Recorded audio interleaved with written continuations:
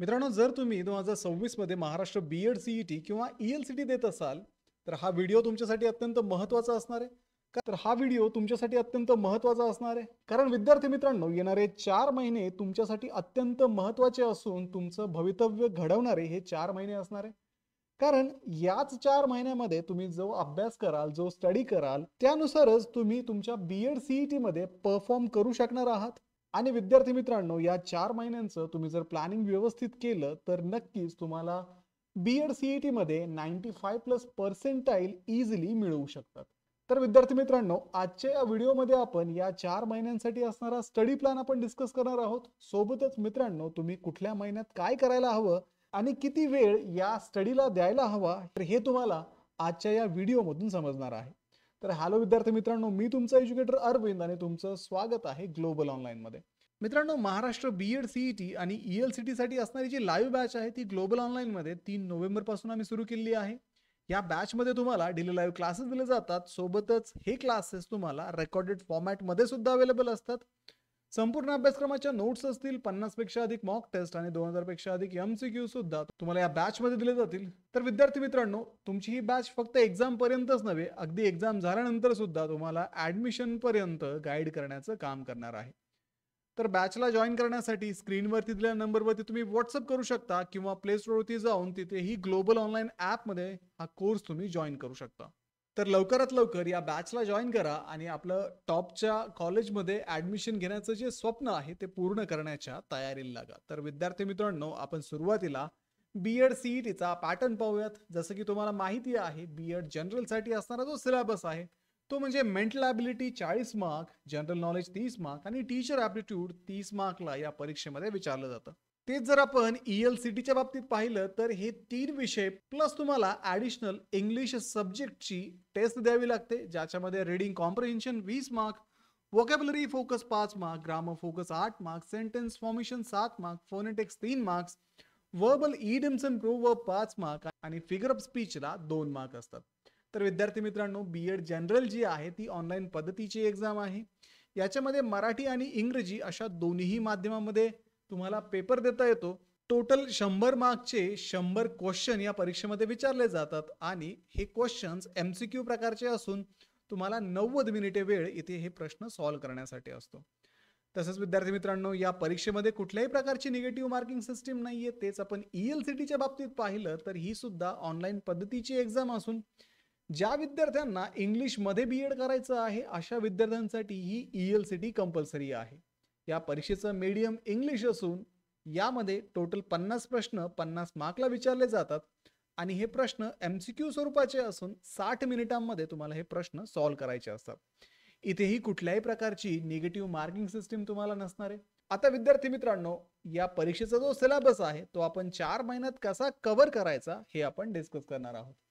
तर पहिला महिना हा आपला बेसिक प्रिपेअर करण्याचा महिना असणार आहे. याच्यामध्ये तुम्हाला सगळ्या सेक्शन मधलं बेसिक जे आहे ते स्टडी करायचंय आणि तुमचा बेस इथे व्यवस्थित बनवायचा आहे. त्याच्यामधून टीचर ॲप्टिट्यूड मधून आपण पाहिलं तर educational philosophy, teachers role, leadership आणि कम्युनिकेशन इत्यादी टॉपिक तुम्ही पहिल्या महिन्यामध्ये करू शकता.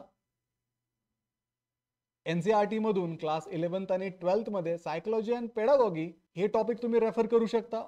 जनरल नॉलेजच्या बाबतीत जर आपण पाहिलं तर स्टॅटिक जीके, ज्याच्यामध्ये Indian history, geography, सिव्हिक्स, constitutional basic हे तुम्हाला पहिल्या महिन्यामध्ये करायचे. याच्या तुम्हाला प्रत्येक विषयाच्या, प्रत्येक टॉपिकच्या तुमच्या अशा शॉर्ट नोट्स बनवायच्यात, ज्या शॉर्ट नोटमध्ये तुम्ही जो स्टडी करणार आहात तो एक्सप्लेन करायचा आहे. तसेच विद्यार्थी मित्रांनो, बुक्स अँड ऑथर्स असतील, अवॉर्ड्स असतील, इम्पॉर्टंट डेज असतील, हे सुद्धा जनरल नॉलेजमध्ये स्टडी करणं तुम्हाला एक्सपेक्टेड आहे. तेच जर आपण मेंटल ॲबिलिटीच्या बाबतीत पाहिलं तर पहिल्या महिन्यामध्ये तुम्ही बेसिक रिझनिंग प्रॅक्टिस करायची आहे, जसं की सिरीज, कोडिंग, डिकोडिंग, क्लासिफिकेशन आणि सिलोजिझम आणि ॲनालॉजीच्या कन्सेप्ट तुम्हाला इथे लर्न करणं महत्त्वाचं आहे. जर तुम्ही ई-एल-सी-टी देत असाल तर इंग्लिश या विषयामधून ग्रामरचे रूल्स तुम्हाला इथे रिवाइज करायचे. टेन्सेस असतील, आर्टिकल्स असतील, प्रपोजिशन्स असतील, हे तुम्ही पहिल्या महिन्यामध्ये स्टडी करा. इंग्लिश न्यूजपेपर्स, मॅगझिन्स वाचायला चालू करा. द हिंदू असेल, इंडियन एक्सप्रेस असेल, ज्याच्यातून तुमचं रीडिंग कॉम्प्रिहेन्शन डेव्हलप होईल. त्यानंतर विद्यार्थी मित्रांनो, पहिल्या महिन्यामध्ये तुम्ही आठवड्याला 5 दिवसाचा स्टडी प्लॅन करा आणि 1 दिवस रिव्हिजनला द्या आणि उरलेला 1 दिवस तुम्ही मॉक टेस्ट देऊ शकता किंवा रेस्ट करू शकता. ग्लोबल ऑनलाईनच्या लाईव्ह बॅचमध्ये तुम्हाला 6 दिवस तुम्हाला लाईव्ह लेक्चर असतात.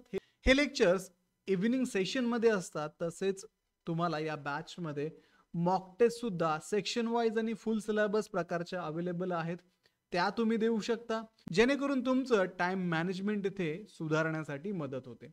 पुढे विद्यार्थी मित्रांनो, दुसऱ्या महिन्यामध्ये तुम्हाला कोर टॉपिक्स आणि टॉपिक वाईज टेस्ट इथे द्यायचे आहेत. टीचर ॲप्टिट्यूड मधून एज्युकेशनल थिंकर्स तुम्हाला स्टडी करायचे. त्याच्यानंतर विद्यार्थी मित्रांनो, तुम्ही एज्युकेशनल रिफॉर्म्स, NEP 2020 इत्यादी टॉपिक यूट्यूबवरनं सुद्धा रेफर करू शकता, कारण यूट्यूबवरती सुद्धा बरेचसे फ्री सोर्सेस तुम्हाला अवेलेबल आहेत. जनरल नॉलेजमध्ये आपण जर पाहिलं तर करंट अफेअर्स वरती फोकस करा. शेवटच्या 6 महिन्यातले करंट अफेअर्स तुम्ही इथे स्टडी करणं एक्सपेक्टेड आहे. इंडियन पॉलिटी असेल, इकॉनॉमिक बेसिक असेल, नीती आयोग, बजेट, पॉलिसीज इत्यादी टॉपिकचा स्टडी तुम्हाला जनरल नॉलेज मधून दुसऱ्या महिन्यामध्ये करायचा आहे. मेंटल ॲबिलिटी मधून डेली 20 ते 30 प्रश्न तुम्हाला प्रॅक्टिस करायचे. त्यासाठी तुम्ही RS अग्रवाल किंवा अरिहंतचं रिझनिंग बुक रेफर करू शकता.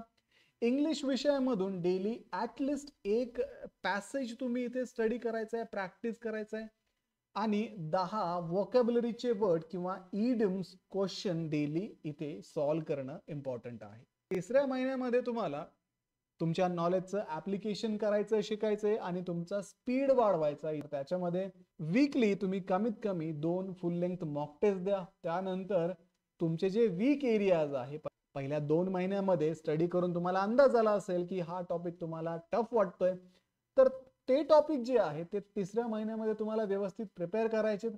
तुम्ही ज्या शॉर्ट नोट्स काढल्या असतील, जसे की टीचर ॲप्टिट्यूड, एज्युकेशनल अपडेट, त्या तुम्ही इथे रिवाइज करायच्यात. जीकेचे 1 लाइनर्स, करंट अफेअर्स सुद्धा तुम्ही तिसऱ्या महिन्यामध्ये स्टडी करू शकता. मेंटल ॲबिलिटी मधून तिसऱ्या महिन्यामध्ये तुम्हाला ट्रिक्स आणि शॉर्टकट्सचा वापर करून प्रश्न सॉल्व्ह करण्याची प्रॅक्टिस करायची. तर ग्लोबल ऑनलाईनच्या लाईव्ह बॅचमध्ये सुद्धा तुम्हाला या ट्रिक्स आणि शॉर्टकट्स दिले जातात, जेणेकरून तुमचा वेळ वाचतो आणि मॅक्सिमम क्वेश्चन्स तुम्ही परीक्षेमध्ये अटेम्प्ट करू शकता. इंग्लिशच्या बाबतीत जर आपण पाहिलं तर इंग्लिशचे क्विज सॉल्व्ह करा, एरर स्पॉटिंग असेल, सेंटेन्स करेक्शन असेल, हे तिसऱ्या महिन्यामध्ये तुम्ही करणं अपेक्षित आहे. चौथा महिना हा रिव्हिजन आणि एक्झाम सिम्युलेशनचा महिना असणार आहे, ज्याच्यामध्ये तुम्हाला तुमचं मेंटल बिल्डअप करायचंय एक्झामसाठी. सोबतच ॲक्युरेसी तुम्हाला इथे वाढवायची आणि टाइम मॅनेजमेंटची प्रॅक्टिस सुद्धा तुम्ही इथे करणं एक्सपेक्टेड आहे. तर आतापर्यंत तुम्ही जेवढ्या शॉर्ट नोट्स काढल्या असतील, चौथ्या महिन्यामध्ये फक्त या शॉर्ट नोट्स तुम्ही रिवाइज करा. त्याच्यानंतर फुल लेंथ मॉक टेस्ट इथे द्या. एक्झामचा जो टाइम असतो तो टाइम फॉलो करून तुम्हाला या मॉक टेस्ट सॉल्व्ह करणं एक्सपेक्टेड आहे, ज्याच्यामधून तुम्हाला एक अंदाज येईल की तुम्ही आता एक्झामसाठी किती प्रिपेअर आहात. तुमचा कॉन्फिडन्स इथे बिल्ड होण्यासाठी मदत होईल. तर चौथ्या महिन्याच्या तिसऱ्या आणि चौथ्या वीक मध्ये तुम्ही तुमच्या फक्त वीक सेक्शन्स वरती फोकस करा. इम्पॉर्टंट करंट अफेअर्स तुम्ही इथे रिवाइज करायला विसरू नका. ग्रामरचे जे रूल्स आहेत ते एकदा वाचून घ्या. महाराष्ट्र BEd CETचे मागचे 4 ते 5 वर्षाचे जे पेपर आहेत ते सुद्धा इथे प्रॅक्टिस करणं तुम्हाला एक्सपेक्टेड आहे, जेणेकरून तुम्हाला एक अंदाज येईल की तुम्हाला कुठल्या लेवलचे प्रश्न इथे सॉल्व्ह करायचे. आता विद्यार्थी मित्रांनो, तुम्ही हा सगळा स्टडी अरिहंत मधून करू शकता, RS अग्रवाल मधून करू शकता. त्यानंतर जनरल नॉलेज साठी तुम्ही ल्युसेंट वापरू शकता आणि इंग्लिश साठी रेनन मार्टिन नावाचं बुक सुद्धा तुम्ही रेफर करू शकता. आता विद्यार्थी मित्रांनो, आमची जी लाईव्ह बॅच आहे त्या लाईव्ह बॅच मध्ये तुम्हाला सर्व विषयाच्या नोट्स दिल्या जातात. त्यानंतर इंटरॅक्टिव्ह स्वरूपाचे लाईव्ह क्लास तिथे घेतले जातात. 50 पेक्षा अधिक मॉक टेस्ट सुद्धा असतात आणि MCQ ची प्रॅक्टिस करण्यासाठी 2000 पेक्षा अधिक MCQ चा संच सुद्धा तुम्हाला त्या बॅच मध्ये दिला जातो. ही बॅच तुम्ही नक्की जॉईन करा, जेणेकरून तुम्हाला या एक्झामची प्रॅक्टिस वेळेतच करता येईल आणि इझिली तुम्हाला 95+ मिळवणं शक्य होईल. तर विद्यार्थी मित्रांनो, व्हिडिओला लाईक करा, तुमच्या मित्रांना हा व्हिडिओ शेअर करा, ग्लोबल ऑनलाईनला सबस्क्राईब करा. भेटूया पुढच्या व्हिडिओमध्ये. तोपर्यंत एक्झामचं प्रिपरेशन सुरू ठेवा. थँक्यू.